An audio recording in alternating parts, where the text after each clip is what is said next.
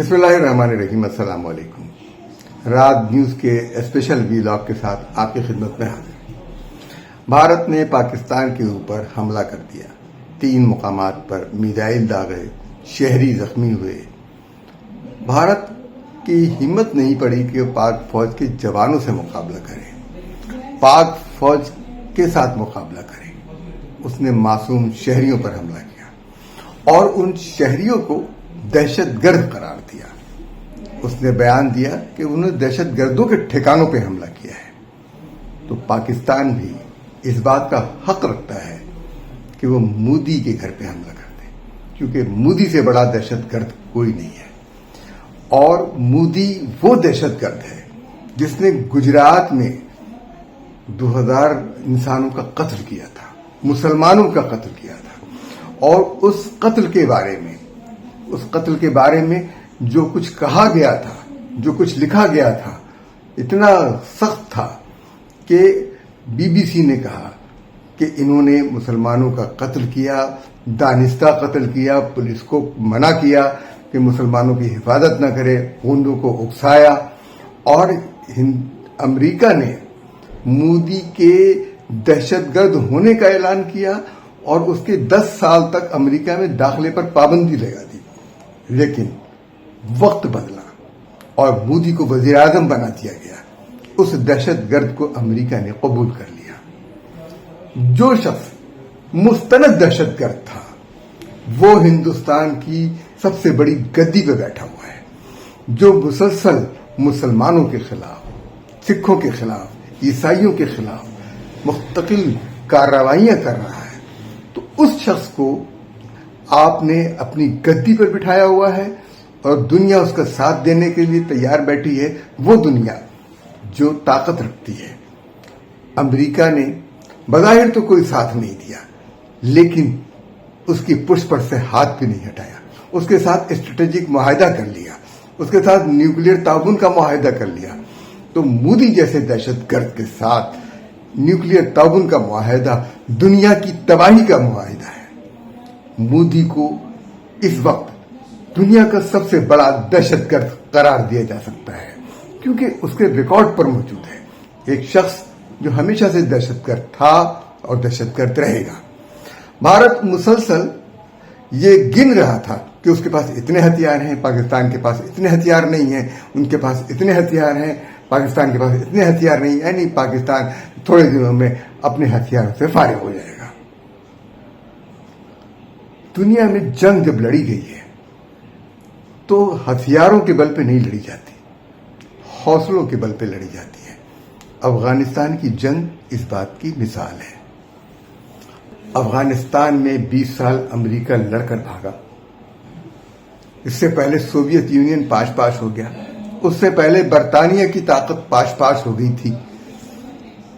امریکہ، برطانیہ، Soviet union کی ناکامی ہمارے سامنے ہے، اور ان کے پاس تو ایٹم بم بھی نہیں تھا۔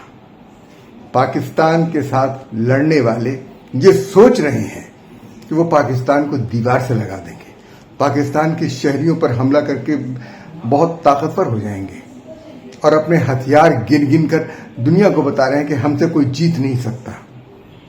تو ہم وہ ہیں جن کے بارے میں علامہ اقبال نے کہا تھا کہ اللہ کو پامر دیے مومن پہ بھروسہ، اللہ کو پامر دیے مومن پہ بھروسہ، ابلیس کو یورپ کی مشینوں کا سہارا۔ تو یہ ابلیس، وقت کے ابلیس نے حملہ کیا ہے۔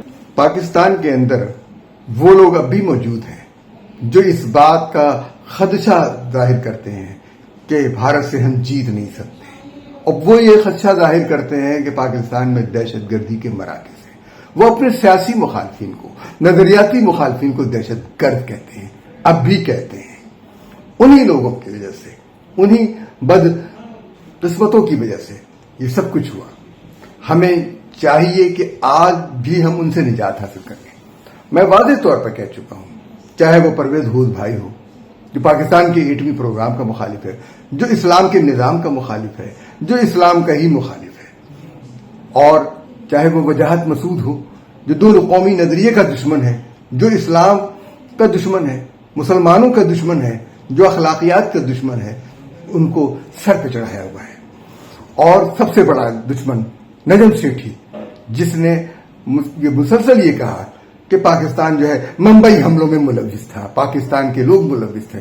سوال یہ پیدا ہوتا ہے کہ اگر ایسا تھا تو اس وقت کہاں سے ثبوت اس کے پاس تھے؟ صرف اس لیے کہ ہندوستان نے لگایا. ہندوستان کا ایجنٹ جو پی سی بی کے چیئرمین کے طور پر ہندوستان کے آگے سجدہ ریز ہو گیا، یہ واضح ہو گیا. اور وہ شخص جس کے ریکارڈ پر موجود ہے کہ ہندوستان سے تربیت پا کر بلوچستان میں لڑ رہا تھا ذوالفقار علی بھٹو کے زمانے میں، یہ ریکارڈ پر موجود ہے.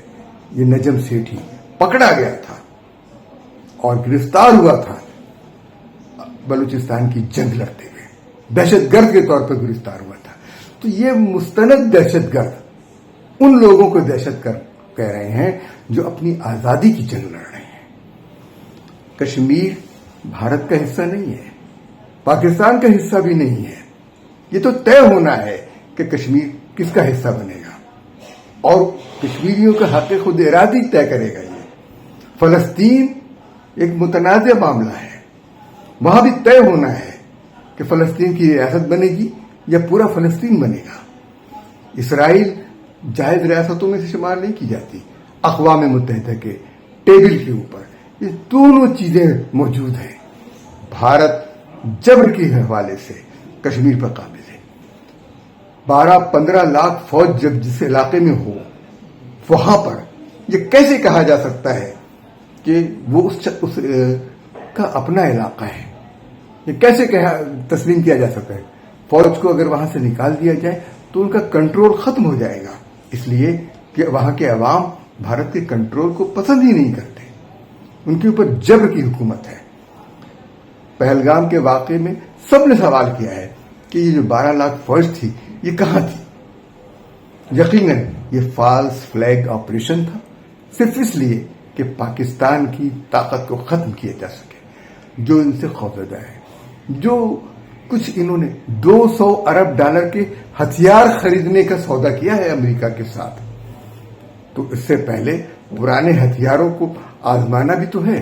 اسرائیل کے ساتھ بھی اربوں ڈالر کا ان کا دفاعی معاہدہ ہے، دفاعی کاروبار ہے.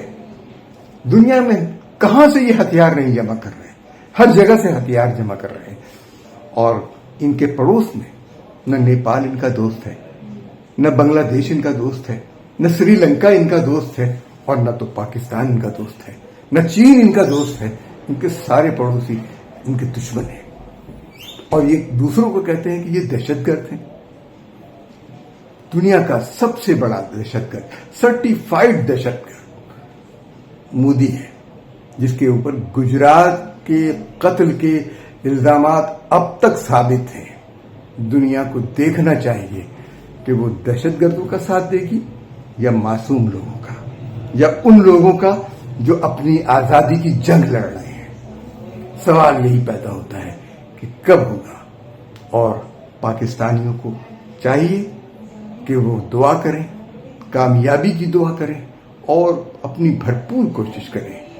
بھارت کی یہ جو گیدڑ بھبکیاں اور یہ جو چھپ کے وار کرنے کی عادت ہے، یہ اس کو نقصان پہنچائے گی. بھارت ایک ملک نہیں ہے، یہ کبھی ایک ملک نہیں رہا، ہمیشہ سے یہ ایک ملک نہیں رہا. چھوٹی چھوٹی ریاستیں تھیں، یورپ کے طرز کی ریاستیں تھیں، اور اس کو ٹکڑے ٹکڑے ہونا چاہیے بھارت کو، کیونکہ وہاں مختلف زبانیں ہیں، مختلف کلچر ہیں. اس لیے بالکل ضروری ہے. جب دو قومی نظریے کی بات کرتے ہیں تو یہ چڑ جاتے ہیں. ہم نے کہا مسلمان اور ہندو ایک الگ الگ قوم ہے، تو کہنا نہیں ہم ایک جیسا کھانا کھاتے ہیں. کون ایک جیسا کھانا کھاتا ہے؟ مسلمانوں کو گوشت کھانے سے کون روکتا ہے؟ آپ گائے کا پیشاب پیتے ہیں، ہم گائے کا دودھ پیتے ہیں. یہ آپ گائے کا گوبر کھاتے ہیں، ہم گائے کا گوشت کھاتے ہیں. فرق ہے. اسی لیے یہ سوچنے کی بات ہے. ایک جانور کو آپ اپنی ماں بناتے ہیں اور اس کو مقدس کہتے ہیں، لیکن انسان کی زندگی کی آپ کے نزدیک کوئی اہمیت نہیں ہے. اور اخلاق مذہبی کو اگر پوچھتے ہیں آپ، چونٹی کو مارنا بھی سمجھتی ہے ایک پاپ، لیکن جب اپنے دل کی شقاوت دکھاتی ہے، بیوہ کو جیتی جان چتا میں جلاتی ہے، تو یہ تو ان کا ماضی رہا ہے۔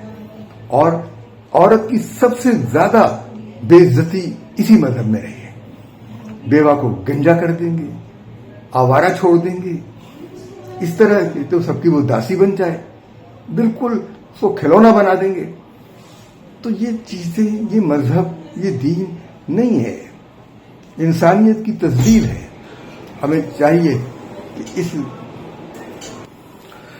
تو تازہ ترین اطلاعات کے مطابق مقبوضہ کشمیر میں پاکستانی ایئر فورس نے انڈیا کے 2 جہاز گرا دیے۔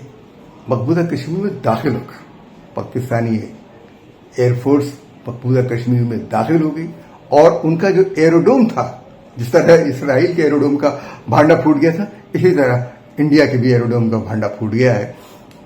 انشاءاللہ تعالی کامیابیاں قدم چومتی رہیں گی۔ ہمارے چینل کو لائک کیجیے، سبسکرائب کیجیے، شیئر کیجیے، اور دوسروں سے بھی اس کا تقاضا کیجیے۔ اپنے میزبان وجیح احمد صدیقی کو اجازت دیجیے۔ انشاءاللہ تعالی اگلے پروگرام میں پھر حاضر ہوں گے۔ ہمیں اجازت دیجیے۔ اللہ حافظ ناصر۔